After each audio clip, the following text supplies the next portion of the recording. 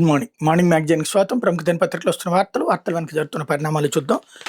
ఈనాడు చూస్తే దద్దరిల్లిన పశ్చిమాసియా అన్నటువంటి వార్తని హైలైట్ చేసింది. ఇరాన్లో బాలిస్టిక్ క్షిపణి కేంద్రాలపై అమెరికా, ఇజ్రాయెల్ దాడులు, లెబనాన్లో హిజ్బుల్లా స్థావరాలపైన యుద్ధాన్ని విస్తరిస్తున్న ఇరాన్, అజర్బైజాన్ పైకి డ్రోన్లు, ఒమన్ పోర్టు పైన గల్ఫ్ దేశాలపై కొనసాగింపు, యుద్ధ నౌకపై దాడికి ప్రతీకారం తీర్చుకుంటామన్న ఇరాన్, శ్రీలంక తీరంలోకి మరో ఇరాన్ నౌక, 208 మంది సిబ్బందిని ఖాళీ చేయించిన దిన్నాయికే ప్రభుత్వం, క్షిపణులు, బాంబులు, డ్రోన్ల దాడులతో యుద్ధం 6వ రోజైన గురువారం పశ్చిమాసియా దద్దరిల్లింది.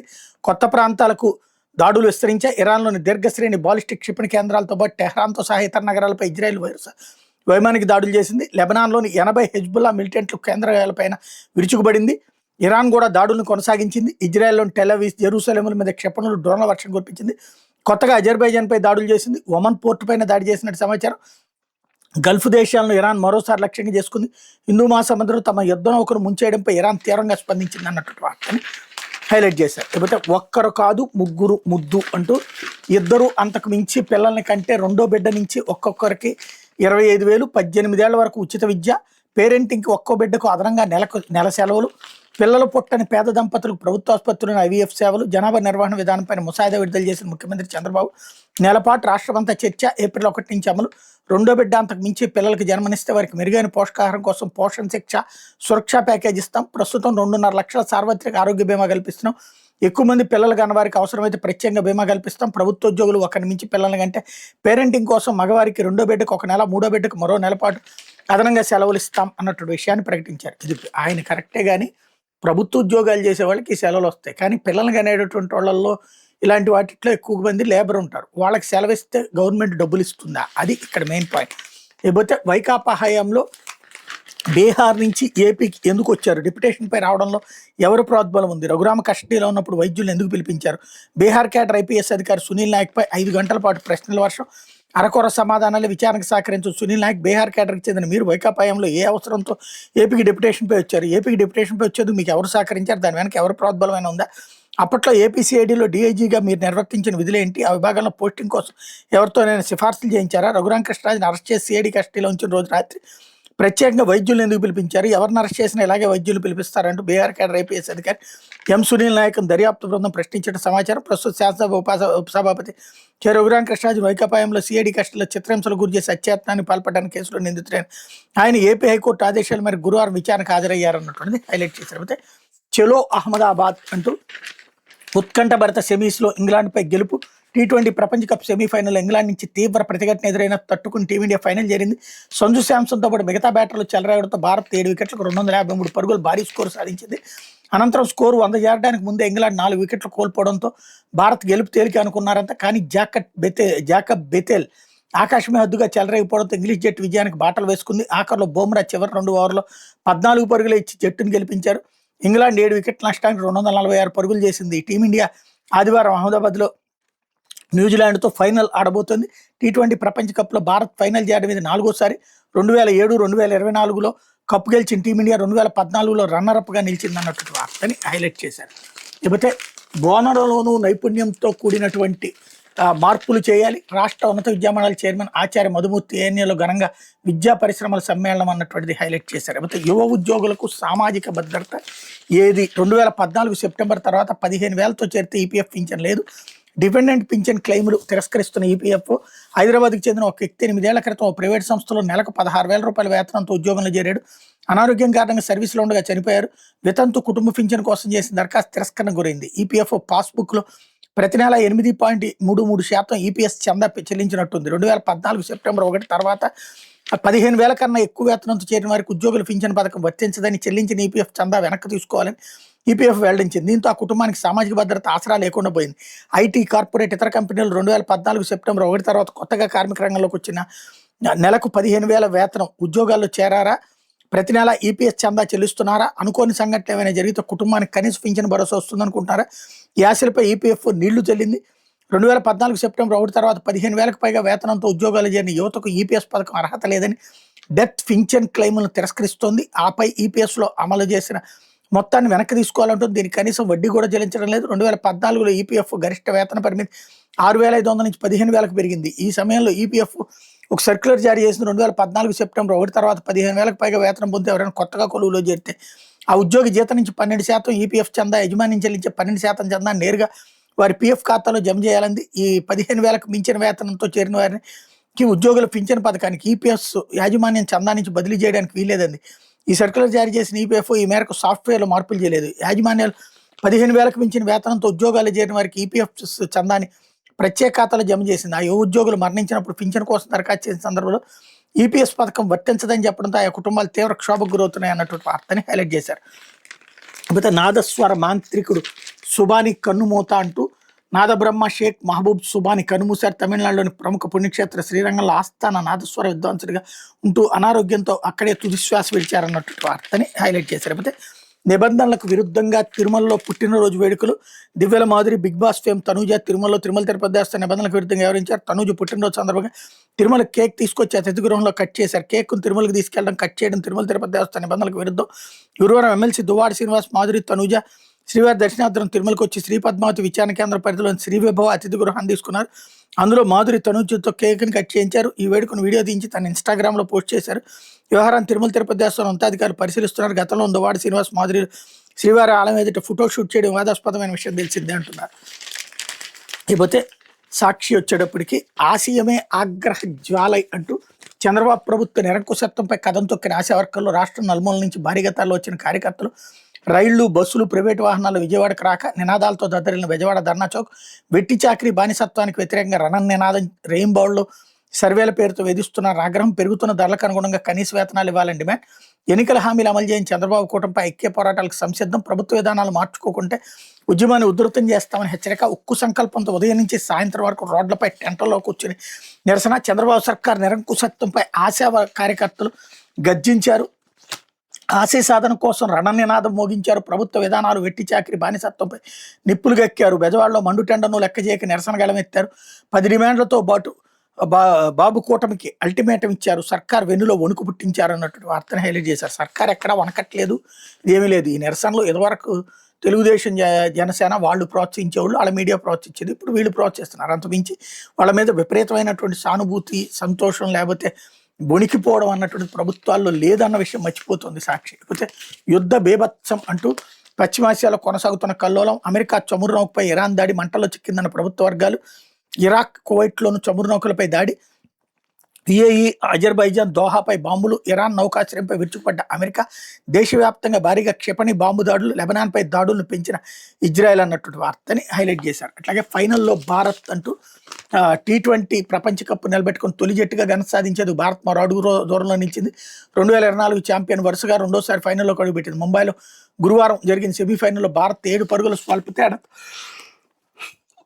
ఇంగ్లాండ్ను ఓడించింది. భారత్ 7 వికెట్లకి 253 పరుగులు చేయగా ఇంగ్లాండ్ 7 వికెట్లకి 246 పరుగులకు పరిమితమైంది. టీమిండియాతో గెలుపుతో 89 పరుగులతో సంజు శాంసన్ కీలక పాత్ర పోషించాడు అన్నటువంటి హైలైట్ చేశారు. ఉద్యోగాలు లేవు, వృత్తి లేదు, యువతను దారుణంగా మోసం ప్రభుత్వం ఇది.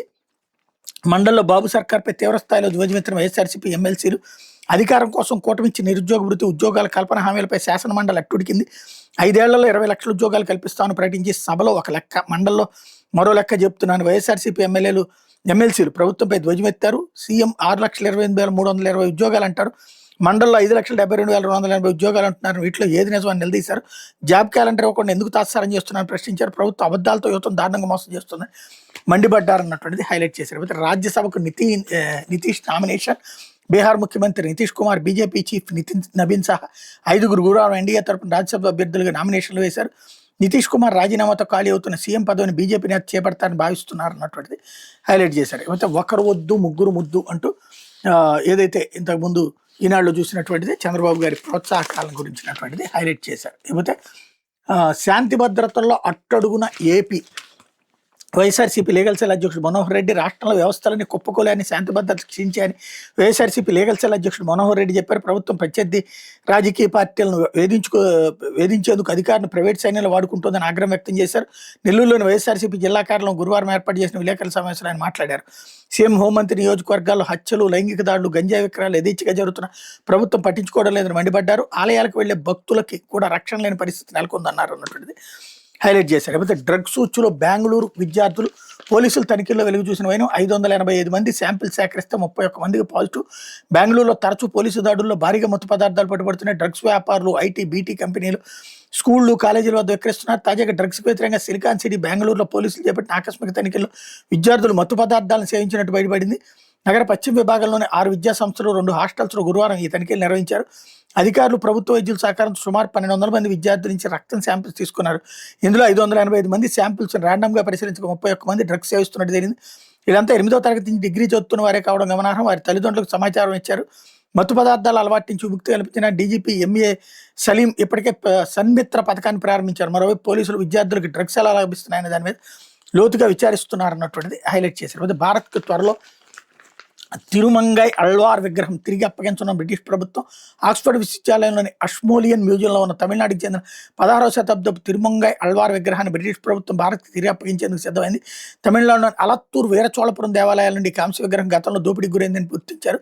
దీన్ని తిరిగి వెనక్కి తీసుకురావాలని అమెరికాకు చెందినటువంటి Smithsonian National Museum of Asian Art ద్వారా ప్రయత్నాలు చేయగా ఇంగ్లాండ్లోని Oxford British Museum of Art and ఆర్కియాలజీలో ఉన్నట్టు తేలింది. అయితే 2019లో బయటపడ్డ ఛాయాచిత్ర ఆధారాలను విడుదల చేసిన తర్వాత ఆ విగ్రహం విషయం బయటపడిందని అధికారులు ప్రకటించారన్నటువంటి వార్తని హైలైట్ చేశారు. లేకపోతే ఆంధ్రజ్యోతి వచ్చేటప్పటికి యుద్ధానికి అమెరికా సెనెట్ ఆమోదం.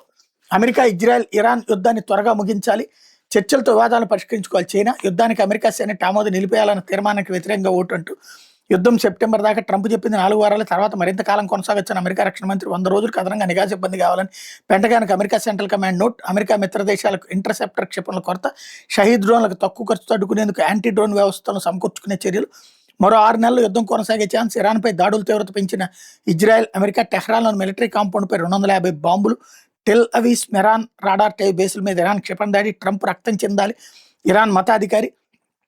యుద్ధం 2వ రోజే ఇరాన్ తెల్ల జెండా కాల్పుల వివరణ ప్రతిపాదన తోసిపుచ్చిన అమెరికా సంచలనం రేపుతో న్యూయార్క్ టైమ్స్ కథనం అన్నటువంటిది హైలైట్ చేశారు. లేకపోతే ఇరాక్పై దీర్ఘకాలిక సైనిక చర్య కోసమే అమెరికా ఏర్పాట్లు, పశ్చిమాసియాలో యుద్ధం దీర్ఘకాలం కొనసాగే పరిస్థితి కనిపిస్తుంది. ఇరాన్పై 4 వారాల్లో సైనిక చర్య ముగుస్తుందని అమెరికా తొలుత పేర్కొన్న ఆ దేశ రక్షణ శాఖలో జరుగుతున్న పరిణామాలతో మరో 6 నెలల పాటు యుద్ధం కొనసాగుతుందని విశ్లేషణ వెలువడుతుంది.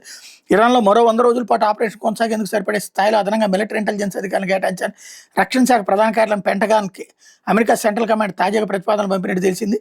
పెంటగాన్ అంతర్గత నోటు ఉటకిస్తూ పొలిటికో వార్తా సంస్థ దీనిపై కథనం ప్రచురించింది. పశ్చిమాసియాలో అమెరికా స్థావరాల సైనిక చర్యల బాధ్యతలను సెంట్రల్ కమాండ్ చూసుకుంటుంది అన్నటువంటిది హైలైట్ చేశారు. లేకపోతే ముగ్గురు ముద్దు ఇక్కడ కూడా హైలైట్ చేశారు. ఇంకోవైపు వైసీపీ పాపాలు పండే, తిరుమల లడ్డూ కల్తీ బాధ్యులకి శిక్ష తప్పదు, ఆనం ప్రసాదంలో కల్తీనే వాస్తవం, నా టీటీడీ చైర్మన్లు వైవి బొమ్మన ఒప్పుకోలు, హిందూ మత విధ్వంసానికి జగన్ అండుకో కుట్ర, 11 సీట్లకు పడ్డ బుద్ధి రాలేదు మండల్లో ఆనం అన్నటువంటిది హైలైట్ చేశారు. బెంగాల్ గవర్నర్గా ఆర్ఎస్ రవి, తెలంగాణ గవర్నర్గా శివప్రతాప్ శుక్లా, మహారాష్ట్రకు బదిలైన జిష్ణుదేవ్ వర్మ, తమిళనాడు, హిమాచల్ కొత్త గవర్నర్లు, ఢిల్లీ, లడాక్ లెఫ్టినెంట్ గవర్నర్లు కూడా మార్పు. కేంద్రం భారీ స్థాయిలో గవర్నర్లు మార్చింది. మరీ ముఖ్యంగా తమిళనాడు గవర్నర్గా ఉన్న ఆర్ఎస్ రవిని పశ్చిమ బెంగాల్కి పంపింది. తెలంగాణ గవర్నర్ జిష్ణుదేవ్ వర్మను మహారాష్ట్రకు పంపి హిమాచల్ గవర్నర్ శివప్రతాప్ శుక్లాని తెలంగాణ బాధ్యతలు అప్పగించింది అన్నటువంటి వార్తని హైలైట్ చేశాడు. అయిపోతే ఇండియా వస్తే తిరిగి వెళ్తామో లేదో, ట్రంప్ వీసా నిబంధనలతో రాలేకపోయినటువంటి కాబోయే జంట అమెరికాలో పెళ్లి బాపట్ల లగ్నపత్రిక వేడుక వీడియో కాన్ఫరెన్స్ ద్వారా వీక్షించిన కాబోయే దంపతులు అమెరికా అధ్యక్షుడు ట్రంప్ నిబంధనలకు భయపడి స్వదేశానికి రాలేకపోయిన వధువరులు బాపట్ల జరిగిన లగ్నపత్రిక మహోత్సవాన్ని అమెరికా నుంచి వీడియో కాన్ఫరెన్స్ ద్వారా తిలకించి సరిపెట్టుకున్నారు. బాపట్లకు చెందినటువంటి ప్రముఖ వ్యాపారి తటవర్తి సుబ్రహ్మణ్య గుప్తా కుమారుడు తటవర్తి నిషిత్ మహంత్ రాంబొట్లపాలనికి చెందిన గుడివాడ మోహన్ రావు కుమార్తె మాధురికి వివాహం నిశ్చయమైంది. నిషిత్ డల్లాస్లో సాఫ్ట్వేర్ ఇంజనీర్గా పనిచేస్తున్న మాధురి అదే ప్రాంతంలో ఎయిర్లైన్స్లో పనిచేస్తున్నారు. వీరి వివాహాన్ని బాపట్లను ఘనంగా నిర్వహించాలని భావించారు. ఇరు కుటుంబాల వారు 3 నెలల క్రితం అమెరికా వెళ్ళి అక్కడ నిశ్చితార్థం జరిపించారు. తర్వాత బాపట్ల లగ్నపత్రిక మహోత్సవం తదుపరి వివాహం ఘనంగా జరుపుకోవాలని ఆకాంక్షించారు. అయితే వీసా ఆంక్షల కారణంగా భారత్కి వస్తే తిరిగి వెళ్ళడానికి ఇబ్బందిని కాబోయే వధువరులు భయపడ్డారు. దీనికి తోడు ఇరాన్ యుద్ధం కారణంగా అక్కడే ఉండిపోయారు. గురువారం బాపట్లోని కళ్యాణ మండపంలో ఇరువు తల్లిదండ్రులతో లగ్నపత్రిక మహోత్సవాన్ని ఘనంగా జరిపారు. కాబోయే దంపతులు అక్కడి నుంచే వీక్షించారు. ఎమ్మెల్యే వేగేష్ నరేంద్ర వర్మ తదితర నాయకులు, బంధువులు, స్నేహితులు వాళ్ళకి వీడియో కాన్ఫరెన్స్ ద్వారా శుభాకాంక్షలు తెలిపారు అన్నటువంటి వార్తని హైలైట్ చేశారు. లేకపోతే వేటపాలెం ఘటనలో 2 నిందితుల అరెస్ట్, పోలీసుల అదుపులో అడబాల అర్జున్, వీరబాబు, అధిక మొత్తంలో పేలుడు పదార్థాల వినియోగం, నిందితుల ఆస్తులు చెప్తున్న ప్రయత్నాలు, కాకినాడ ఎస్పీ బిందుమాధవ్ వెల్లడి. తాజాగా మరో 2 క్షతగాత్రుల మృతి, మొత్తం 28కి చేరిన మృతుల సంఖ్య. కాకినాడ జిల్లా సామర్లకోట మండలం వేట్లపాలెం జరిగిన పేలుడు దుర్ఘటన కేసులో నిందితులు అడబాల అర్జున్, అడబాల వీరబాబులను పోలీసులు అరెస్ట్ చేశారు. ఈ ఘటనలో తీవ్రంగా గాయపడిన కాకినాడ జీజీహెచ్ చికిత్స పొందుతున్న మరో 2 మరణించారు. జిల్లా ఎస్పీ బిందుమాధవ్ గురువారం సాయంత్రం తన కార్యాలయంలో మీడియాతో మాట్లాడారన్నటువంటిది హైలైట్ చేశారు. మద్యం ముడుపులతోనే ఎన్నికలు, తాడేపల్లిలో డెన్ లిక్కర్ వ్యాపారం నుంచి వసూళ్లు, డెన్ కేపర్ Pranay Prakash remand report SIT. మద్యం కుంభకోణంలో వసూలు చేసిన ముడుపుల సొమ్ముని గత ఎన్నికల్లో వైసీపీ అభ్యర్థులకు పంపిణీ చేసినట్టు తెలియదు. తెలంగాణ ఎన్నికల నోటిఫికేషన్ వెలువడగానే తాడేపల్లిలో డెన్ ఏర్పాటు చేసుకుని కోట్లాది రూపాయలు చెవిరెడ్డి భాస్కర్ రెడ్డి ద్వారా అందజేసినట్టు బయటపడింది. లిక్కర్ కంపెనీల నుంచి వసూలు చేసిన నోట్ల కట్టలకు కాపలాదారుగా వివరించిన కట్టా ప్రణయ్ ప్రకాష్ రిమాండ్ రిపోర్ట్లో సిట్ అధికారులు ఈ విషయాలు వెల్లడించారన్నటువంటి వార్తని హైలైట్ చేశారు. అయితే మీకు అంతా తెలుసుగా విచారణకు సహకరించిన వాసుదేవరెడ్డి మద్యం కుంభకోణం ఎలా జరిగిందో అంతా మీకు తెలుసుగా, నేను కొత్తగా చెప్పడానికి ఏం లేదు, నాకు తెలిసిందంతా గతేడాది కోర్టులో వాంగ్మూలం ఇచ్చేసంటూ లిక్కర్ స్కామ్ నిందితుడు ఏపీఎస్బీసీఎల్ మాజీ ఎండీ సిట్ అధికారులు విచారణలో తెలిపారు. మద్యం కుంభకోణం కేసు సంబంధించి అధికారులు ఏ ప్రశ్న అడిగినా తెలిసిందంతా కోర్టులో చెప్పేసి ఒకే సమాచార దానంతో రోజంతా విసిగించినట్టు తెలిసింది అన్నటువంటి వార్తని హైలైట్ చేశారు. పాపం ఏం చేస్తాడు, వీళ్ళని నమ్మి వీళ్ళు చెప్పినట్టు అప్పుడు చెప్పాడు, ఇప్పుడు మళ్ళీ నువ్వేదో ఒకటి కొత్త కథల్లో అని చెప్పి అతనే మల్లుతాడు, లేదా వీళ్ళే ఏమైనా రాసేసుకుని సంతకం పెట్టమంటే పెడతాడు. ఇప్పుడు అది జరుగుతున్నటువంటి వ్యవహారం. ఇది దినపత్రికలో వచ్చిన వార్తలు వెనకాల జరుగుతున్నటువంటి పరిణామం.